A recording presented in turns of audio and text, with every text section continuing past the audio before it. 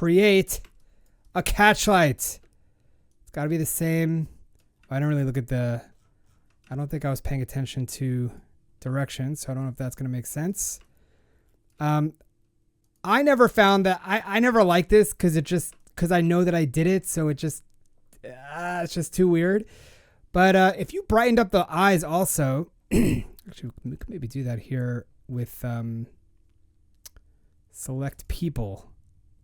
Sorry, Amy, we're getting into it here.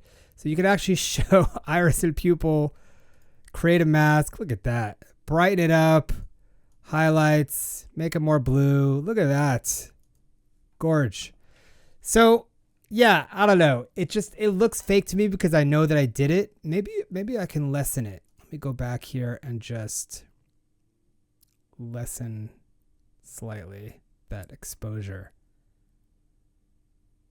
Yeah, I mean, kind of, you know.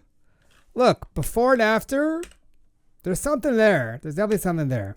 I don't know if I'm a believer in just putting in a manual catch light. It's just, I don't know, freaks me out. It's just too weird. But you could see the glisten. You could see the color balance. You could see the general exposure lift.